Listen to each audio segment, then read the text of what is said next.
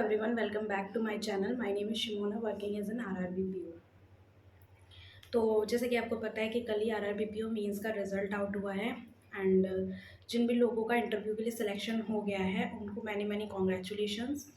तो आज हम इस वीडियो में RRB PO के इंटरव्यू के लिए कैसे प्रिपरेशन करना चाहिए उसके बारे में ही बात करेंगे। मैं ऑलरेडी RRB PO का इंटरव्यू दे चुकी हूँ और IBPS PO and SBI PO का भी इंटरव्यू दिया है मैंने। तो आई होप कि मैं आपको इस वीडियो में थोड़े बहुत सजेशंस दे सकूँ और वो हेल्पफुल हों आपके लिए। So let's start this video. सबसे पहले बात कर लेते हैं कि आपको किस तरीके से अटायर रखना है अपना, क्या ड्रेसअप होना चाहिए आपका, क्योंकि जब हम इंटरव्यू हॉल में एंटर करते हैं तो हमारा जो अपीयरेंस होता है वही सबसे पहले इंप्रेशन होता है। तो कई बार first impression is the last impression हो जाता है, तो हमें अपने अटायर का बहुत ध्यान रखना होता है। हमें RRB PO के इंटरव्यू में या कोई भी इंटरव्यू में जब आप जा रहे हैं तो आपका ड्रेसअप ऐसा होना चाहिए, बिल्कुल सिंपल और फॉर्मल दिखना चाहिए वो।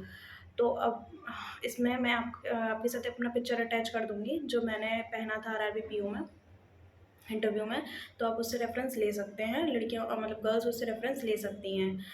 और बॉयज़ के लिए आप सिंपल कोट पैंट या फिर अगर आप कोट नहीं पहनना चाहते हैं तो आप सिंपल शर्ट और पैंट भी कैरी कर सकते हैं, लेकिन उसका कलर बहुत मतलब फॉर्मल होना चाहिए। कोई भी भड़कीला या डार्क कलर नहीं होना चाहिए। आपको लाइट शेड्स यूज़ करने हैं, लाइक लाइट स्काई ब्लू या लाइट पिंक या वाइट, इस तरीके से आप रख सकते हैं। ओके, तो आपको ड्रेस बिल्कुल बहुत फॉर्मल तरीके से आपको रखना है।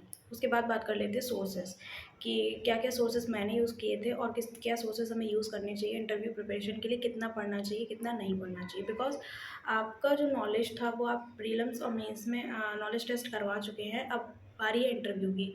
वो वन ऑन वन आपसे जानना चाहते हैं कि आप जिस पोस्ट के लिए आपने अप्लाई किया है ऑफ़िसर के लिए, ऑफ़िसर स्केल 1 के लिए, तो आप उस पोस्ट के लिए एलिजिबल हैं या नहीं, आप उसका जो वर्क प्रोफाइल है, आप उसमें सूट होते हैं या नहीं। तो वो आपसे वन ऑन वन ये बात मतलब बात करके आपसे जानना चाहते हैं, ठीक है? तो हमें क्या-क्या पढ़ना चाहिए और किस तरीके से अपना प्रिपेयर करना चाहिए, वो मैं आपको इस वीडियो में बताऊँगी।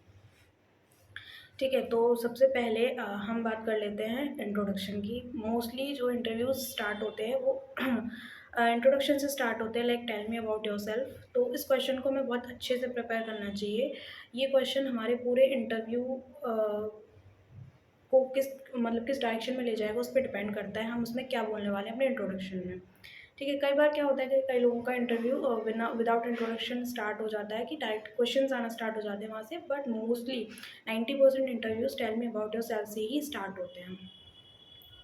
तो इसमें आपको अपना इंट्रोडक्शन बहुत ही शॉर्ट एंड क्रिस्प रखना है, कुछ भी उसमें ऐसा एक्स्ट्रा इन्फॉर्मेशन नहीं देनी है जिससे कि आपसे उससे क्रॉस क्वेश्चन आए। अगर कुछ भी आप एक्स्ट्रा इन्फॉर्मेशन दे रहे हैं अपने इंट्रोडक्शन में तो आप उसके लिए प्रिपेयर रहिए, उसके क्रॉस क्वेश्चंस के लिए प्रिपेयर रहिए।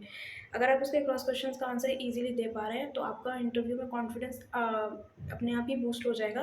अदरवाइज़ आपका आप थोड़ा लो फ़ील करने लग जाएँगे अगर आप आंसर्स नहीं दे पा रहे हैं। तो इंट्रोडक्शन में आप अपना simply name, father's name, mother's name और आपके फादर क्या करते हैं, मदर क्या करते हैं, आपने ग्रेजुएशन में क्या किया हुआ है, कौन सी सिटी से बिलॉन्ग करते हैं एंड आपकी हॉबी, ये इतना आप बता सकते हैं। और हॉबी ये बहुत ही इम्पॉर्टेंट टॉपिक है इंटरव्यू के लिए।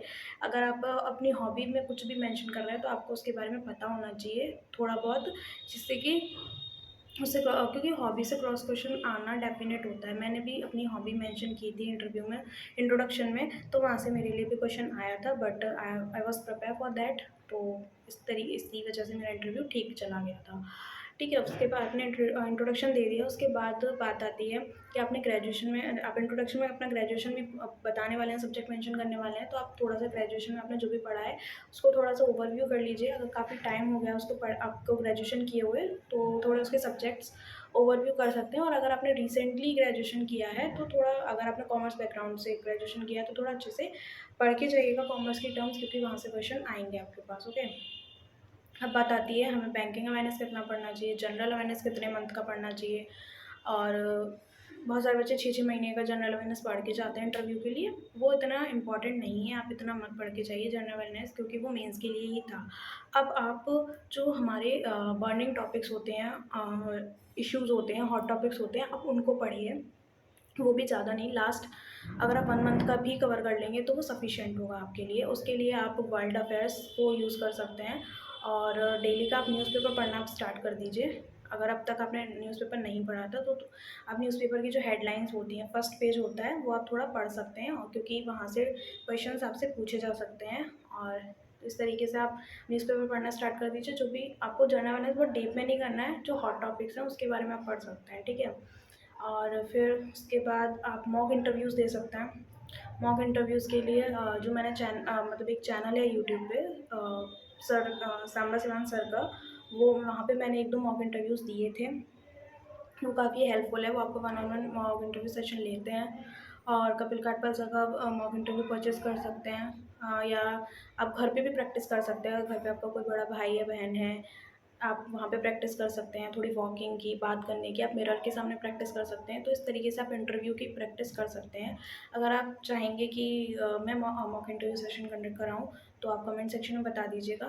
तो अगर मेरे से हो सकेगा तो मैं कुछ इंटरव्यूज़ मैं कोशिश करूँगी कि मैं आपकी हेल्प कर सकूँ।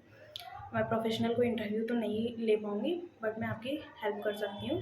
हम वन ऑन वन सेशन कर लेंगे, ठीक है। तो आप बता दीजिएगा कमेंट सेक्शन में, उसके अकॉर्डिंग मैं प्लान कर लूँगी। तो इस तरीके से आप कर सकते हैं। आपको ज़्यादा पढ़ने की ज़रूरत नहीं है। आपका जो बैकग्राउंड रहा है, केवल आपको उसको अच्छे से करना है, अपने बारे में अच्छे से जानना है।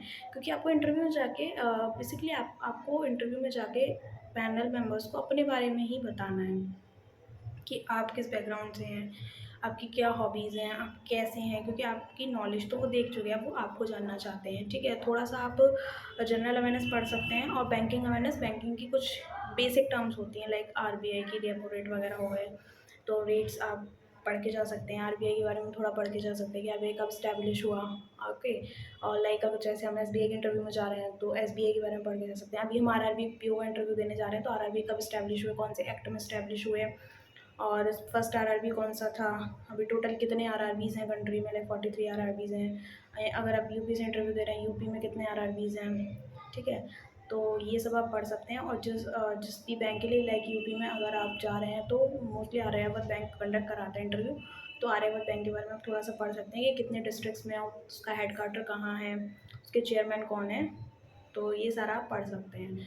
तो मेनली आपको इंटरव्यू के लिए, अगर मैं आपको शॉर्ट में एक बार समराइज़ करूँ, तो आपको सबसे पहले ड्रेसिंग सेंस अपना ठीक रखना है, फॉर्मल रखना है। सेकंड, आपको इंट्रोडक्शन अपना बहुत अच्छे से प्रिपेयर करना है, क्योंकि इंट्रोडक्शन बहुत गेम चेंजर होता है इंटरव्यू में। अपनी हॉबी के बारे में थोड़ा आप पढ़ लीजिए, ठीक है।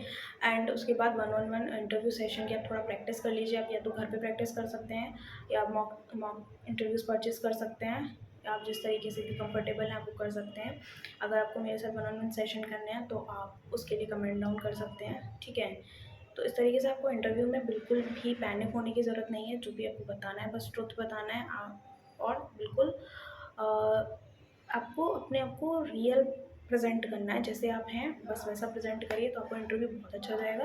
अगर आप कुछ भी फ़ेक बताने की कोशिश करेंगे, तो वहाँ पे आप कुछ भी फ़ेक बोलेंगे, तो तुरंत आपका कॉन्फिडेंस लो हो जाएगा, क्योंकि वहाँ से क्रॉस क्वेश्चंस आएँगे, एंड देन आप उसका आंसर नहीं कर पाएँगे, ठीक है। तो अगर आप अपने बारे में से कुछ सच या रियल ही बताएँगे, तो आपको क्रॉस क्वेश्चन से डरने की कोई ज़रूरत भी नहीं होगी वहाँ पे। अगर आपका कई बच्चों का ये क्वेश्चन कई बच्चों के ये क्वेश्चन आते हैं कि हमारा ग्रेजुएशन को काफ़ी टाइम हो गया, गैप हो गया, तो आप उसको भी जस्टिफाई कर सकते हैं इजीली, उसमें भी कोई डरने की ज़रूरत नहीं है। अब ये वीडियो काफ़ी लंबा हो जाएगा, जो मैं आपसे वो बात करूँगी, तो इस वीडियो को अब यहीं एंड करते हैं। और आप चाहते हैं कि मैं वन ऑन वन सेशन रखूँ इंटरव्यूज़ के लिए, तो आप मुझे कमेंट सेक्शन में ज़रूर बता दीजिएगा, ठीक है।